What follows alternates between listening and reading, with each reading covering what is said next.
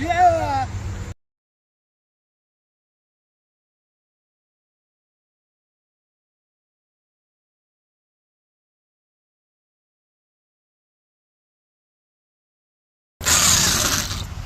Welcome to Tim's Off Grid.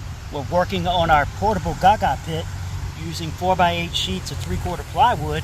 We cut those sheets in half to make 2-foot sides. Right now I'm putting the handholds in the sheets, and we'll show you some more videos where we do the intersecting points. So they're 12 inches deep, a little bit greater than 3/4 in width, so that the slots work right. All right, so right now I'm cutting out a handhold.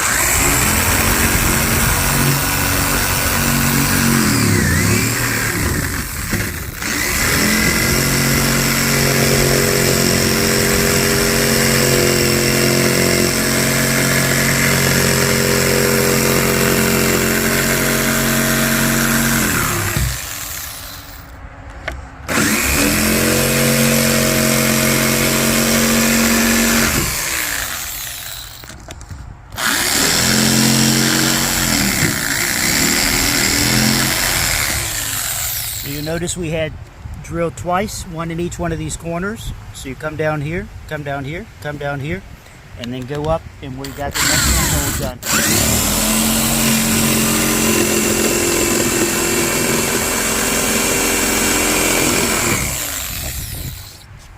The thing about cutting it with the skill saw is it comes out really smooth. My hand's going through there, no issues. I cut these in the wrong. I cut this one on the wrong spot, by the way. On all the other ones, you'll see it will oppose. So one will go this way, the other will go that way. These handholds are going to be important, and I'm not putting the third one in here because that's in the wrong spot. These handholds are important because now you have a much easier way to pick up these boards and move them. Without the handhold, you know, you're trying to clamp on like this and move it. With the handhold, way easier to move. So this one's about 12 inches by 4 inches, 1 inch in, 1.5 inches wide. This one's at the center line of 48 inches, 2 inch in, 1.5 inches wide. So they can accommodate a little bit larger hands. If you go with 1 inch, one of your knuckles may drag in here, so that's why I went with 1.5 inches. All right, so we're going to show you next steps from starting scratch with a sheet of 4x8. All right, starting with a full sheet, we're going to grab our tape measure. We're going to measure across, looking for our 24-inch center line. We always have a square, so we get things right. So there's our 24-inch center line, and make sure you're down here at the edge too. So there's our 24-inch mark here, and I'm going to mark it with a pencil. All right. We're going to go to the opposite end and mark that 24 inch from the same side that we marked on, or measured from, sorry.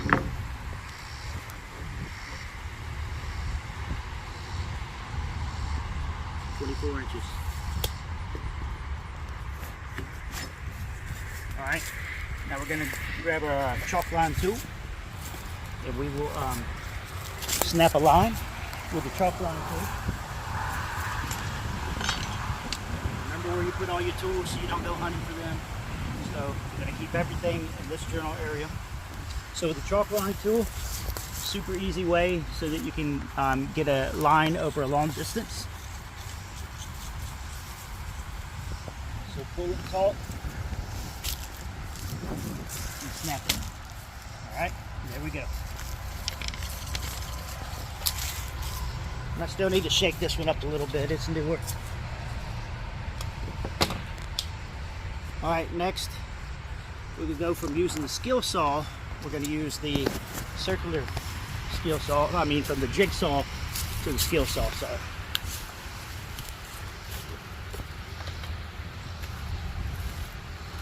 Next we need to make sure there's nothing that the saw may come into contact with as we're cutting down through there. Everything looks clear underneath, so that's one of your most important things.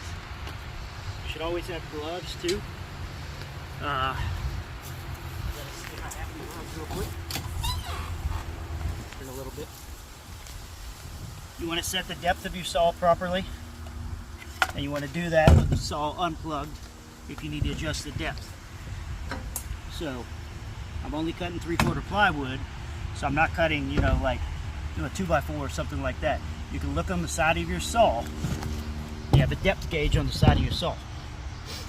All right, so this one's set for, it looks like 1/4 inch plywood, and I can move this over to 3/4 plywood by just moving this up.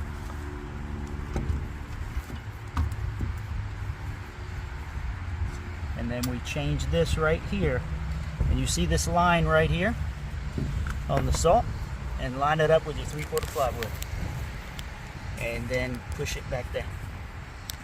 The other thing is make sure you have wood cutting blade, different number of teeth, different materials, etc. So I go from metal cutting blades to different wood cutting blades to finished blades to blades that cut fiber reinforced panel and all kinds of stuff. All right, just a reminder on all that. Don't do anything with this while it's plugged in. This is a tool to use to take this off. You have a tab on top to hold everything in place while you loosen it and change it out. All right, we're gonna cut this board in half. These are 2 more sides for the Gaga pit, 8-sided octagon Gaga pit. Each one of these octagon sides, 8 feet by 2 feet high.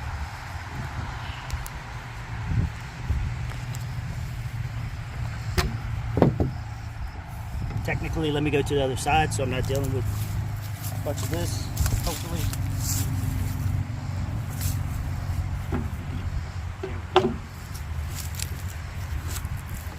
There we go. This one has a laser that comes out, and you also put this guide on 0, and then follow your command.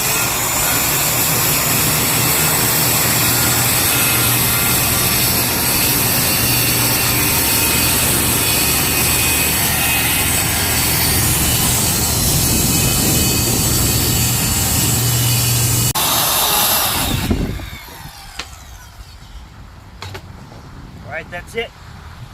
We'll take pause right there, and then I'll show you how we do the next cuts. All right, so we're going to show you how we make the cuts for the interlocking pieces. So I'm going to come in about 8 inches. A foot was for the handholds. So we're doing 8 inches for these interlocking pieces. So I'm going to make a mark here at 8 inches.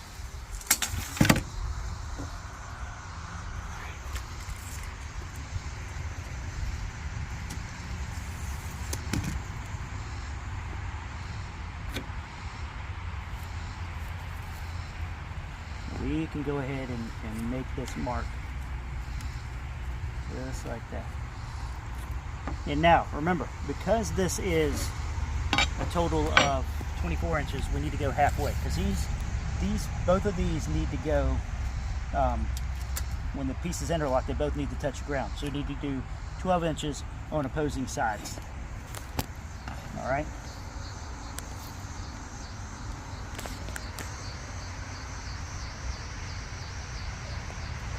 So my 12-inch point is right about there.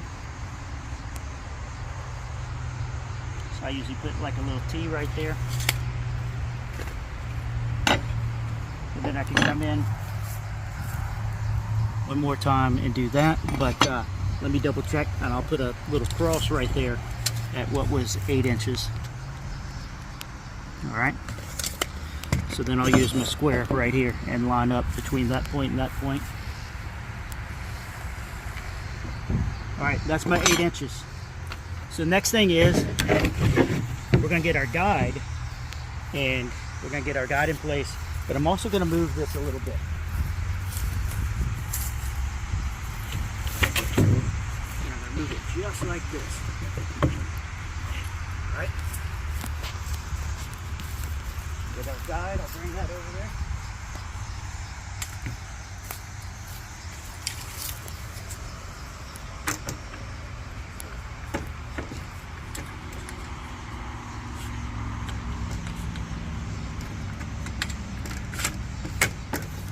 So with the guide, you know I'm at 8 inches right there. And I need to mark 8 inches on the opposing side. Up here. Right. So I'm going to do that real quick.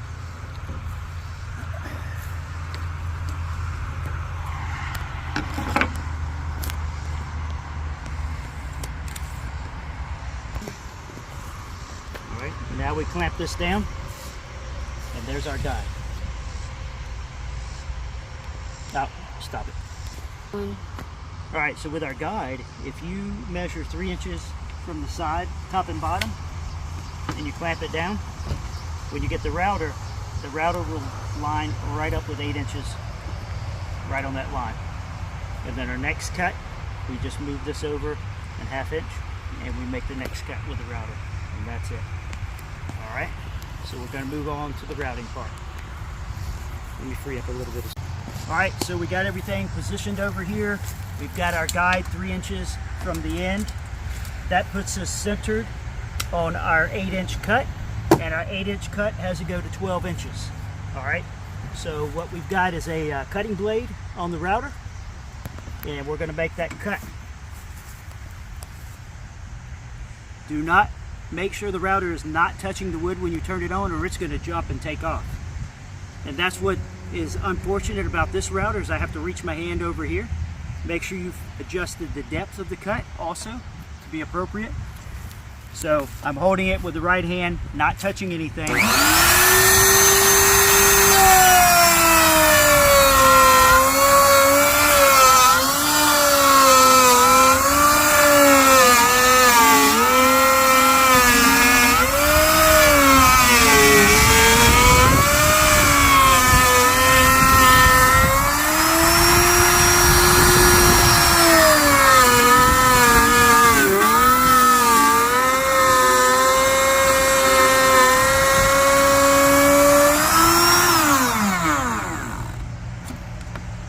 Alright, so that's our first cut. It's going to depend on what blade you have on there. If you have to make more than one cut, we have to make a second cut. I'm going to move us out 3.5 inches, since we just cut a good ½ an inch out of that. So we're going to release our guide, and we're going to move to 3.5 inches.